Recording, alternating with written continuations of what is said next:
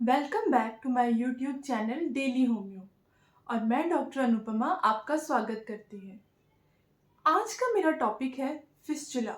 Fistula क्या है, उसके क्या क्या कॉजेज़ हैं, कौन से साइन और सिम्टम हैं, होम्योपैथी मेडिसिन्स और वो 5 टिप जो आपको मदद करेगी दोबारा से फिस्चुला अगर आपका ठीक हो गया तो दोबारा से वो रीअकरेंस ना हो।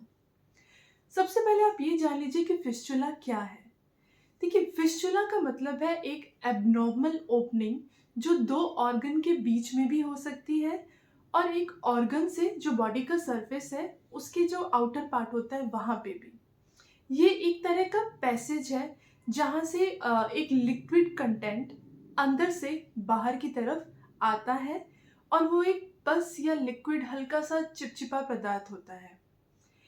ये जो ट्रीटमेंट है इसकी ये थोड़ा-सा टाइम टेकिंग है, तो ये आपको ध्यान से सुनना है कि कौन-सी मेडिसिन से आपको कितना अच्छा रिज़ल्ट मिल सकता है और थोड़ा पेशेंसली आपको ये लेना पड़ेगा क्योंकि ये एक दिन की बीमारी नहीं होती, तो इसको हील होने में भी लगभग लंबा टाइम लगता है। कोई हम एक्यूरेट नहीं बता सकते कि आप 6 से 8 महीने में बिल्कुल ठीक हो जाएँगे क्योंकि कभी-कभी अगर आपने कॉज़ को नहीं पकड़ा, एग्ज़ैक्ट कॉज़ हमें नहीं पता चला, अगर वो अभी भी है, वो मेंटेनिंग कॉज़ अगर अभी भी है जिस कारण से आपको ये प्रॉब्लम हुई है, तो हील नहीं हो पाता है, आपको लॉन्ग टाइम मेडिसिन्स लेनी पड़ती है और वो आपको थोड़ा आराम देती है पर कंप्लीट क्योर नहीं होता। तो प्लीज़ कुछ कारणों पे ज़रूर ध्यान रखिएगा कि मैं कौन-कौन से कॉज़ेज़ बता रही हूँ, जो शायद आपसे मिलते-जुलते हों। सबसे पहला कॉज़ आता है कि आपको सीवियर कॉन्स्टिपेशन है।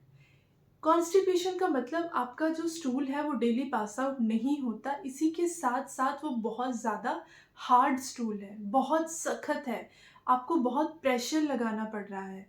उस प्रेशर में क्या होता है जो आपका रेक्टल का लोअर पार्ट है एनस, उधर जो उसके अंदर के म्यूकस होते हैं वो थोड़े-थोड़े इंजर्ड हो जाते हैं, वहाँ पे इन्फ्लेमेशन क्रिएट होती है। इन्फ्लेमेशन का मतलब है वो लाल हो जाते हैं, उसमें सूजन आ जाती है और अगर वो टाइम पे ठीक नहीं होते तो वहाँ पे पस फॉर्मेशन हो जाती है और वो पस धीरे-धीरे अपना एक रास्ता बनाती है एग्ज़िट होने का, जो बाद में एक फिस्चुला का फॉर्म ले लेता है। दूसरा हमारा कारण होता है कि अगर आप लंबे टाइम तक कोई मेडिसिन्स ले रहे हैं, स्ट्रॉन्ग मेडिसिन्स हैं, तो वो आपके जीआईटी को भी डिस्टर्ब करते हैं और आपका जो स्टूल का एक प्रॉपर स्ट्रक्चर होता है उसको भी। तो उस केसेस में भी फिस्चुला बहुत लंबे टाइम तक अगर वो मेडिसिन ले रहे हैं तो माइट भी वो हो सकता है। अगर आपको एसटीडीज़ हैं, सेक्सुअल ट्रांसमिटेड डिज़ीज़ हैं, तो उन पेशेंट में भी हमें फिस्चुला की प्रॉब्लम देखने को मिलती है। अगर आपको पाइल्स है, भले वो खूनी हो या बाहर जो निकला होता है थोड़ा मस्सा टाइप का वो, तो बवासीर या तो खूनी हो या मस्सा वाला हो, अगर आपने उसको टाइम पे क्योर नहीं किया, तो वो बाद में फिस्चुला का रूप ले लेते हैं। आपने नोटिस किया होगा कि कभी-कभी हार्ड स्टूल की वजह से जो आपका एनस का आउटर पार्ट है, जहाँ से स्टूल पास आउट होता है, वहाँ पे क्रैक आने लगते हैं। वो पाइल्स नहीं है, उसमें ब्लीडिंग होती है, कुछ-कुछ बूँदें ब्लीडिंग की हो सकती हैं, बट वो बहुत ज़्यादा पेनफुल होती हैं, उसे फिशर कहते हैं। अगर हमने फिशर को भी टाइम पे ट्रीट नहीं किया, तो वो धीरे-धीरे एक पस फॉर्मेशन में जाके फिस्चुला के फॉर्म में भी आ सकते हैं। देखिए, आपको मेन ज़रूर ध्यान देना है, सिर्फ़ आपका जीआईटी अगर आपने कंट्रोल में रखा, तो आपको फिस्चुला, फिशर, पाइल, एसिडिटी, पेट की मैक्सिमम बीमारी जो है वो नहीं होंगी। इसके अलावा कुछ साइन और सिम्पटम्स होते हैं, जैसे कुछ लोगों में पेन बहुत ज़्यादा होता है, ऐसा लगता है कि छोटी-छोटी लकड़ियाँ हैं जो बहुत चुभ रही हैं, काँटे जैसी वहाँ पे चुभन होती है, वो ठीक से बैठ नहीं पाते हैं। कुछ पेशेंट में वहाँ पे ईचिंग बहुत ज़्यादा होती है, रेडनेस बहुत ज़्यादा होती है, उस डिस्चार्ज की वजह से जो क्लोथ्स हैं वहाँ पे वो चिपक जाते हैं और जब उसे रिमूव किया जाए तो क्योंकि वहाँ की स्किन ऑलरेडी बहुत सेंसिटिव है तो पेन होता ही होता है। पेशेंट डिस्कम्फर्ट होता है फिज़िकली और मेंटली भी। उसी के साथ आपको ये भी मिलेगा कि उसकी जो टेंडेंसी है वो बार-बार हुए जा रही है, मेडिसिन ले रहा है, बस बिल्कुल ठीक हो जाता है बट 1-2 महीने बाद वो दोबारा आ जाता है। क्योंकि एक तो वो एरिया ऐसा है जहाँ पे वेस्ट प्रोडक्ट निकलता है, तो वहाँ पे इन्फेक्शन होने का जो कॉज़ है वो थोड़ा ज़्यादा होता है, जो हीलिंग प्रोसेस को थोड़ा लंबा कर देता है। इसी के साथ-साथ आपको कुछ ध्यान देने वाली चीज़ें हैं कि हो सके तो उस एरिया को आपको अच्छे से क्लीन करना है, जिसके लिए हमारी होम्योपैथी मेडिसिन्स आती है कैलेंडुला का मदर टिंचर, जिसके बारे में मैंने पहले वीडियो में बताया है। देखिए, कैलेंडुला एक एंटीसेप्टिक भी है और एंटी माइक्रोबियल एजेंट भी है। तो जब इसको आप उस पस वाली जगह पे लगाते हैं, आपको एक कॉटन लेना है, उसमें कुछ ड्रॉप कैलेंडुला मदर टिंचर लेनी है और जो अफेक्टेड एरिया है जहाँ से पस ड्रेन आउट होता है, जहाँ से पस निकलता है, आपको पहले उस एरिया को अच्छे से क्लीन करना है। उसके बाद दूसरे कॉटन पे मदर टिंचर लेना है कैलेंडुला का और कोशिश कीजिएगा उसको थोड़ा आपको पुश अंदर की तरह करना है और थोड़ी देर उसको छोड़ दीजिएगा। ये जो कॉटन रखने वाला काम है, ये आप रात को करेंगे तो वो लंबे टाइम तक आपकी बॉडी में रहेगा। इससे होगा ये कि जो कैलेंडुला का फॉर्मेशन होती है कि वो जितने भी पस और इन्फेक्शियस एजेंट होते हैं उसको वो डिस्ट्रॉय करता है और हीलिंग थोड़ा अच्छी कर देता है थोड़ी। इसके अलावा जो होम्योपैथी मेडिसिन्स आपको लेनी है, सबसे पहली मेडिसिन्स आती है हमारी सिलिशिया। सिलीशिया जो पेशेंट होता है, आप उसकी कुछ चीज़ें नोटिस कीजिएगा, उसको बहुत ज़्यादा ठंड लगती है। इतनी ठंड लगती है कि वो गर्मियों में भी अगर आपके पास आएगा तो उसका पैरों में सॉक्स होगी, माइट बी वो कवर करके आए अपने आप को और उसको बार-बार अपने आप को कवर करने में भी कोई प्रॉब्लम नहीं होती है। उसको वो गर्माहट अच्छी लगती है। दूसरा, अगर सिलीशिया का पेशेंट है तो मैक्सिमम केसेस में होता है जो उसका फिस्चुला का डिस्चार्ज है, वहाँ उसको पेन उतना नहीं होता, माइल्ड होता है या कुछ केसेस में तो बिल्कुल भी नहीं होता। सिलीशिया जो है वो बोन के लिए भी बहुत अच्छी है। उसमें हीलिंग प्रॉपर्टी बहुत अच्छी होती है, वो जो सेल्स होते हैं उनको दोबारा से रीजेनरेट करता है, उनकी ग्रोथ पावर जो होती है उसको वो और एनहांस करता है, अच्छा करता है ताकि जो आपकी ओपनिंग है उसकी हीलिंग जल्दी हो सके। देखिए, सिलीशिया जो है वो एक डीप एक्टिंग मेडिसिन है, तो वो टाइम टेकिंग होती है, आपको बहुत जल्दी इसमें रिजल्ट नहीं मिलता और कभी भी आप सिलीशिया लें तो इसकी 200 पोटेंसी लें। लोअर पोटेंसी में आपको जो डिस्चार्ज है वो बढ़ता हुआ भी मिल सकता है। नेक्स्ट हमारी मेडिसिन आती है वो है हिपसल्फ। हिपसल्फ भी सिलीशिया की तरह चिली पेशेंट है, उसको भी ठंड ज़्यादा लगती है। बट जब वो सोने जाता है तो वो अपने हेड को अच्छे से कवर करता है, हेड से टो पूरा वो अपने आप को कवर करके ही सोता है, अदरवाइज उसको नींद नहीं आती। दूसरा, इसका जो पस फॉर्मेशन है वो बहुत ज़्यादा होती है। वो पस फॉर्मेशन भले वो एनल में हो या वो आपको स्किन में भी देखने को मिलती है कि अगर थोड़ा सा भी चोट लगती है या एक्ने भी है तो उसमें पस कंटेंट ज़्यादा होती है।